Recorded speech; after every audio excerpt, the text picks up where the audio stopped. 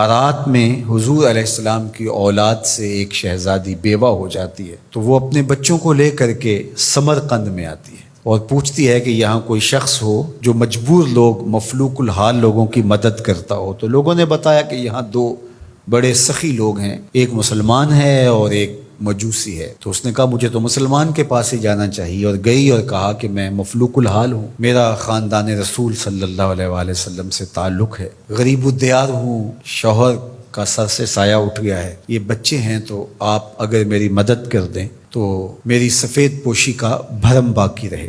تو اس نے کہا کہ بہت سارے لوگ آتے ہیں اور اس طرح کی باتیں کرتے ہیں، تم بتا سکتی ہو کہ تمہارے پاس کیا ثبوت ہے خاندان رسول سے ہونے کا؟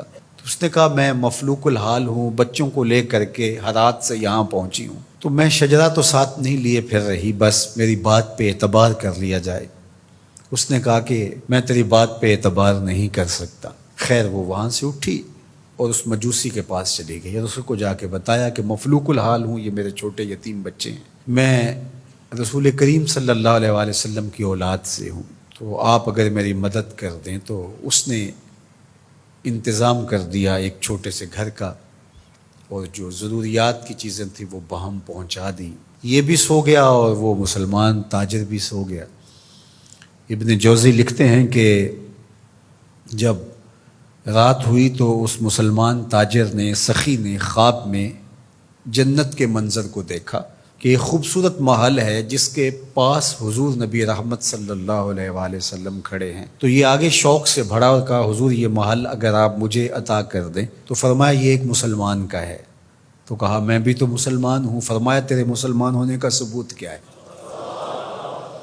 آنکھیں کھل گئیں، ماضی کا سارا قصہ ذہن میں تازہ ہو گیا، اور وہ جو لفظ کہے تھے کہ تیرے سیدہ ہونے کا ثبوت کیا ہے، وہ لفظ احساس پہ ہتھوڑے برسانے لگے اور نکال دیا گیا دربار رسالت سے۔ صبح ہوئی تو ڈھونڈتا پھرتا ہے کہ کل یہاں کوئی سید زادی اپنے بچوں کو لے کر کے آئی تھی، کسی کو پتہ ہو تو لوگوں نے بتایا کہ وہ فلاں مجوسی ساہوکار اور سخی جو ہے اس کے پاس ہے۔ تو وہ گیا اور دروازہ کھٹکھٹایا اور قدرے غسیلے انداز میں کہنے لگا کہ ہمارے نبی کی بیٹی ہے اور آپ کو حق نہیں پہنچتا ہے، ان کی خدمت ہمارا ہی حق ہے، بلکہ کہا 300 دینار لے لو اور جلدی کرو ہمارے سپرد کر دو۔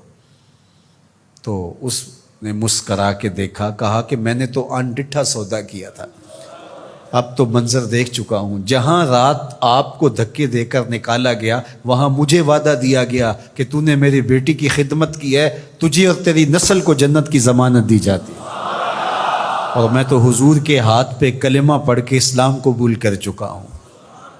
اللہ اکبر۔ نسبت رسول کا احترام، محض نسبت رسول، عمل تو بعد میں آتے ہیں۔ اللہ اکبر۔ تو فرمایا کہ احبو لأہل بیتی لحبی، میرے اہل بیت سے محبت میری وجہ سے کرو۔ اللہ اکبر۔ امت کو سمجھنا چاہیے کہ اہل بیت رسول کا معاملہ کتنا حساس اور کتنا نازک ہے، اور آقا کریم نے کس قدر اس کو اہمیت کے ساتھ حجۃ الوداع کے موقع پر ارشاد فرمایا۔ اور دوسرا، حضور علیہ السلام نے مقام خم پر باقاعدہ خطاب کرتے ہوئے ارشاد فرمایا، یہ مکہ اور مدینہ کے درمیان ایک جگہ ہے، الا ایھا الناس، اے لوگو، انما انا بشر یوشک ان یاتی رسول ربی فاجیب، فرمایا کہ میں بشر ہوں، موت کا فرشتہ پیغام لے کر میرے پاس بھی آئے گا اور میں رب کے بلاوے پر حاضر ہو جاؤں گا۔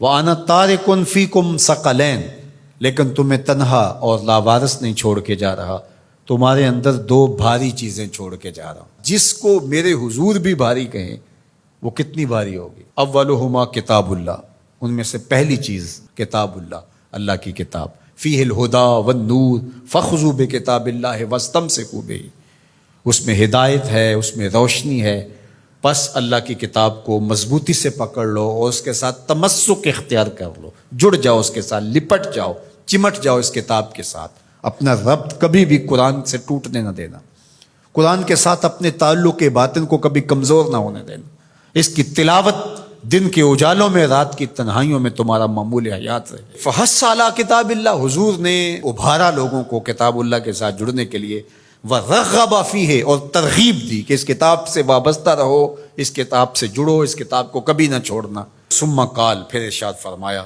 وَأَهْلُ بَيْتِي، اور میرے اہل بیت، اذکرکم اللہ فی اہل بیتی، اذکرکم اللہ فی اہل بیتی، اذکرکم اللہ فی اہل بیتی، 3 مرتبہ فرمایا، میں تمہیں اپنے اہل بیت کے بارے میں اللہ سے ڈراتا ہوں، تذکیر کرتا ہوں، نصیحت کرتا ہوں کہ میرے اہل بیت کے معاملے میں کوتاہی نہ کرنا۔ 1 بار نہیں کہا، 2 بار نہیں کہا، 3 بار فرمایا۔ نگاہ نبوت کچھ دیکھ رہی تھی کہ لوگ کربلا کے اندر شہزادگان رسول کو شہید کرنے کے درپے ہوں گے، اور اہل بیت نبوت کی عظمتیں لوگوں کو ہضم نہیں ہو پائیں گی۔ تو حضور نے 1 بار نہیں، 2 بار نہیں، 3 بار فرمایا کہ میرے اہل بیت کے معاملے کے اندر ان کی حساسیت اتنی ہے کہ کوتاہی کا ارتکاب نہ کرنا۔ اہل بیت نبوت کا معاملہ بہت حساس ہے، بہت ہی حساس ہے۔ یزید پلیت نے اہل بیت کے ساتھ ٹکر لے کے اپنی عاقبت بھی برباد کر لی اور اپنی دنیا بھی برباد کر لی، اور اپنی نسلوں کو بھی بدبودار بنا لیا اس نے۔